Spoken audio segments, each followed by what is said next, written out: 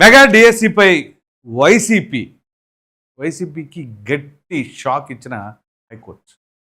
ఈ వీడియోని ఎక్కడ స్కిప్ చేయకుండా చూడండి, మీకు మొత్తం పూర్తిగా వివరించే ప్రయత్నం చేస్తా.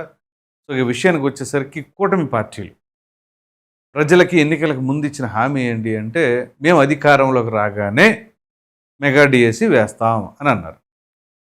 అన్నదానికి న్యాయం చేయాలి, మాట నిలబెట్టుకోవాలి అని చెప్పేసి దానికి తగినట్టుగానే నోటిఫికేషన్ విడుదల చేయటం, ఎగ్జామ్ నిర్వహించటం, ఆ తదుపరి రిక్రూట్మెంట్ కూడా జరగటం.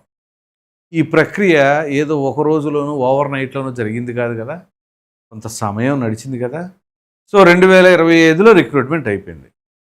మనకి పెద్దలు సామెతలు ఊరికినే రావు అని చెప్పేసి అంటారు, ఏదో అంటారు కదా, దొంగల పడ్డ 6 నెలలకి కుక్కలు మురిగినాయి అన్నట్టు. ఏమన్నా ఉపయోగం ఉంటుందా?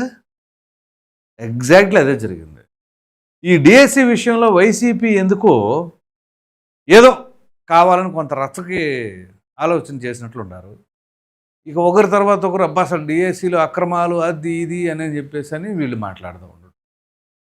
సో ఎందుకంటే ముందుగా స్పోర్ట్స్ కోటాకి సంబంధించి మెరిట్ ఆధారంగా తీసుకున్న దానికి వీళ్ళు చేసిన హంగామా మనకు తెలియదేం కాదు. చివరికి ఎన్నడూ లేని విధంగా ప్రభుత్వ అధికారులు వచ్చేసి ఎవరెవరైతే మేము మాకు అర్హతలు ఉన్నా కానీ మాకు రాలేదు అని చెప్పేసి జగన్మోహన్ రెడ్డి గారి దగ్గర చేరి ఒక 30 మంది మాట్లాడారో, పేరు పేరున వాళ్ళ గురించి, వాళ్ళ మెరిట్ కావచ్చు, వాళ్ళ ఏ కేటగిరీ కమ్యూనిటీ కావచ్చు, ప్రతి ఒక్కటి క్లియర్ కట్గా ఆ అధికారి ఎక్స్ప్లెయిన్ చేశారు.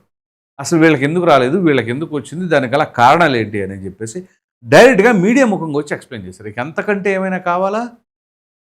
అయితే దీనికి సంబంధించి వైసీపీ ఎమ్మెల్సీ అయినటువంటి పర్వతనేని చంద్రశేఖర్ రెడ్డి కోర్టులో పిటిషన్ వేశారు. దీనికి సిబిఐ ఎంక్వైరీ కావాలి అని, అసలు డిఎస్సి రద్దే కావాలి అని. డిఎస్సి రద్దు అంట. వీళ్ళ ఆలోచన విధానం చూడండి. డిఎస్సి రద్దు చేయాలి.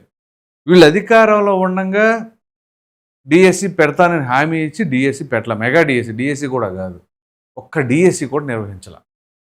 అంటే ఒక జాబు, టీచర్ జాబ్ అనేది ఇవ్వకపోగా వీళ్ళు మళ్ళీ ఇప్పుడు కూటమి ప్రభుత్వం ఏదైతే అధికారంలో రాగల మెగా డిఎస్సి నిర్వహించిందో దాన్ని రద్దు చేయాలంట. వీళ్ళు చేసే పనులు వీళ్ళు పోస్టులు ఇవ్వకపోగా వేరే ప్రభుత్వంలో వస్తే వాటిని పోగొడతామే. ఇప్పుడు ఎట్లాగంటే ప్రజావేదిక వాళ్ళు నిర్మిస్తే వీళ్ళు కూల్చివేయటం, అమరావతి వీళ్ళు దాన్ని అమలుపరుస్తూ ఉంటే కాదు 3 రాజధానులు అంటాం, ఇప్పుడు మావిగన్ అంటాం. ఇది అంటే దేని మీద కూడా నికరంగా ఉండరు. అలాగే లిక్కర్కి సంబంధించి బార్లు అవేం కాదు, ప్రభుత్వం అమ్మేస్తుందని చెప్పేసి అని తీరా ప్రభుత్వం అమ్మేయటం ఏమో కానీ వీళ్ళు మేసేశారు. 5 స్టార్ హోటల్గా పరిమితం చేస్తా అన్నారు, లేదు.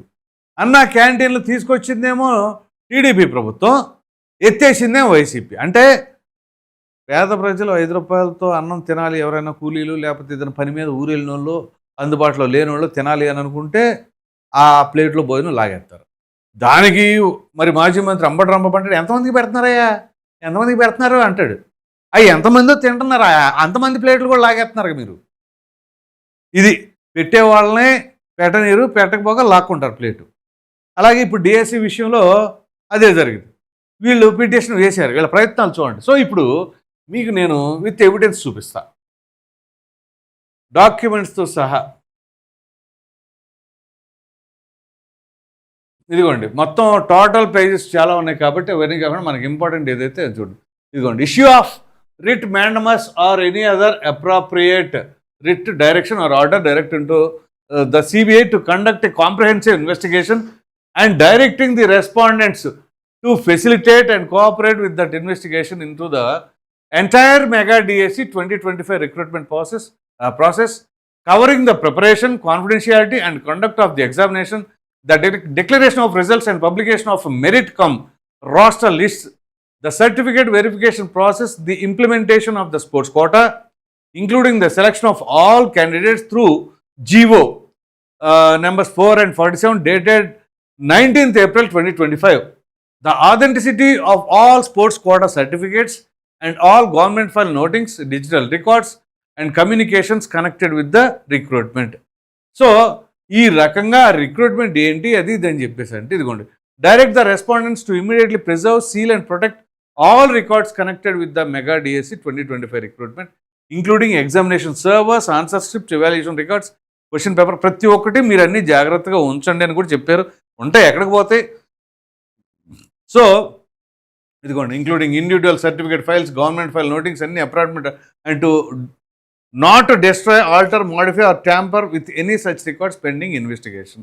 So direct the respondents to publish the complete district-wise, zone-wise and state-wise merit cum roster lists and of all categories posts, each one disclosing each candidate's score, rank, reservation category, horizontal reservation status. ఇలా ప్రతి ఒక్కటి non selection status ప్రతి ఒక్కటి నేను ఇందాక చెప్పినట్లుగా ఏ రకంగా వివరించారు. ఇదిగోండి, verification of compliance with reservation principles, issue a writ of mandamus or any other appropriate writ, direction or order quashing the operation of all appointment orders. చూడండి, quashing the operation of all appointment orders అంటే ఏంటి? మొత్తాన్ని quash చేయండి ఆ appointment ఆర్డర్స్ని under the sports quota pursuant to GO 4 and 47 dated. వాళ్ళు ఇచ్చిన దాన్ని ఇక్కడ చూడండి, 19th April 2025 and upon verification of the authenticity of supporting sports certificates by an independent committee constituted by this court of CBA, quashing the appointments found to have been made on the basis of fraudulent or invalid.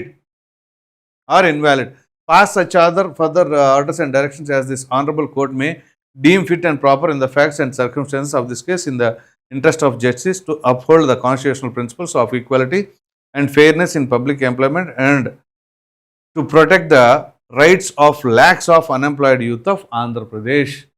So వీళ్ళు చేసిన దానికి high court దెబ్బకి dismiss చేసింది. So వీళ్ళ ఆలోచన ఏంటి? వీళ్ళ ఆలోచన విధానం ఏంటి అంటే, మనం వెయ్యం, వేరే వాళ్ళు ఎందుకు వేస్తారు? మనం కంపెనీలు తీసుకురాం, వేరే వాళ్ళు ఎవరు కంపెనీలు తీసుకురావడానికి? వేరే పెట్టుబడిదారులు ఎందుకు రావాలి? సేమ్ సిచ్యువేషన్లో మెడికల్ కాలేజెస్కి సంబంధించి ఎవరైనా సరే టెండర్లు వేస్తే నేను రాగానే అవన్నీ రద్దు చేస్తానని చెప్పేసి దానికి వాళ్ళకి బెదిరింపులు. సో అట్లా ఇప్పుడు పెట్టుబడిదారులు ఎవరైనా వస్తే మేము రాగానే మిమ్మల్ని తరిమేస్తామని కూడా అంటారా? అనండి, అది కూడా చెప్పండి. ఇక ఒక మాట చెప్పలా. భూములు ఎలా ఇస్తారు? 99 పైసలకే అన్నారు. క్వశ్చన్ బాగానే ఉంది. సరే, ఇప్పుడు ప్రభుత్వం తీసుకున్న నిర్ణయం అది. ఒకవేళ మేము దాన్ని విభేదిస్తున్నాం, మేము మళ్ళీ మా భూమిని లాక్కుంటామని చెప్పేసి అనండి. అంటే ఆ కంపెనీలు వస్తాయో రావో తర్వాత సంగతి, కానీ ప్రజలు మామూలుగా కాదు, చేత్కరించుకుంటారు. ఇప్పటికే ఆల్రెడీ జరుగుతున్నది అదే. నిన్ననే నేను పైనీర్ పోల్ స్ట్రాటజీస్ వాళ్ళు ఇచ్చిన సర్వే రిపోర్ట్ వేశాను. మీరు కావాలంటే మన వీడియోస్ మన ఛానల్లోనే చూడొచ్చు. సో వాళ్ళ పరిస్థితి ఎలా ఉంది, ఎంత డౌన్ అయిపోయింది గ్రాఫ్ అని. ఇదిగో ఇట్లాంటి నిర్ణయాలన్నీ తీసుకుంటా ఉంటే ప్రజల్లో ఎటువంటి భావన కలుగుతుంది అనే దానికి నిదర్శనం. సో కనీసం అమ్మ పెట్టానివ్వదు, అడుగు తిన్నానివ్వదు అనే తరహాలో వ్యవహరిస్తున్నారు అని అంటే ఎలా? ఇక ఆంధ్రప్రదేశ్ రాష్ట్ర ప్రజల మీద కోపమా, ద్వేషమా, లేకపోతే యువత ఎదగకూడదు, ఎంతకాడికి ఉద్యోగాలు రాకూడదు, మేము అప్పో సొప్పో చేసి తీసుకొచ్చి ఆ 15,000 రూపాయలు ఏడాదికి ఇస్తే అదే మహాప్రసాదం లాగా తీసుకోవాలి అని మీ యొక్క ఆలోచన విధానమా ఏంటి అని చెప్పేసి మేధావులు సైతం ప్రశ్నిస్తూ ఉన్నారు. సో ఎంతకాడికి మనం ఈ డిఎస్సీలు రద్దు చేస్తాం, అన్నా క్యాంటీన్లు తీసివేస్తాం, కంపెనీలు తోలేస్తాం, లేదంటే అమరావతి కాదు మావిగన్, ఇలా ఏ విషయం తీసుకున్నా. సో ఒకసారి గుర్తు తెచ్చుకుంటే, లేకపోతే మెమరీలో రిమెంబర్ చేసుకుంటే, ఒకసారి వెనక్కి వెళ్ళి 19 to 24 ఏం జరిగింది అంటే రీకలెక్ట్ చేసుకుంటే అవన్నీ ఒక దెబ్బకు ఒక్కొక్కడికి చలి జ్వరాలు వచ్చేస్తాయి అని కూడా మరి మొన్న ఎవరో అంటున్నారు నాతో. అదే సరదాగా అన్నాడా సీరియస్గా అన్నాడా కానీ అవన్నీ తెలుసుకుంటేనే చలి జ్వరాలు వచ్చేస్తాయండి, కొంతమంది గుండెలు దడపడుతుంది అంటున్నాడు. అదేంటి అలా మాట్లాడతారు, కొంచెం మంచి నిర్ణయాలు తీసుకున్నారు కదా అంటే ఇక వాళ్ళు నా మీద పడుతున్నారు అనమాట. అట్లా ఉంటుంది పరిస్థితి. సో ప్రజలు ఏమనుకుంటున్నారు, ప్రజలు ఏం కోరుకుంటున్నారు, ప్రజానాడిని బట్టి పరిపాలన ఉండాలి. కానీ మన ఇష్టానుసారంగా మనం చేసేస్తే అది ప్రజలకు నచ్చాలి అని రుద్దేస్తే అవ్వదు అని చెప్పేసి క్లియర్ కట్గా ఇప్పటికైనా అర్థం చేసుకోవాలి. ఎంతసేపటికి మనం ఇది కాదు అది, అది కాదు ఇది అని చెప్పేసి అని చివరికి ఆ ప్రశ్న రావణ వాడి ఎపిసోడ్ వచ్చినప్పుడు కూడా వాడిని భుజాన్ని వేసుకొని అదేదో ఉంటుంది మామూలుగా పాత రోజుల్లో ఏదో బుక్లో కూడా వచ్చేది బేతాళుడు అని ఏదో ఉండేది. ఆ బేతాళుని భుజాన్ని వేసుకొని తిరిగినట్టుగా విక్రమార్కుడే అనుకుంటా. ఆ టైప్లో ఇక్కడ వీళ్ళు మాత్రం బేతాళుడు, ఈ విక్రమార్కుడు సంగతి పక్కన పెడితే వీళ్ళు మాత్రం ఆ బేతాళుని వేసుకొని తిరుగుతూ ఉన్నారు.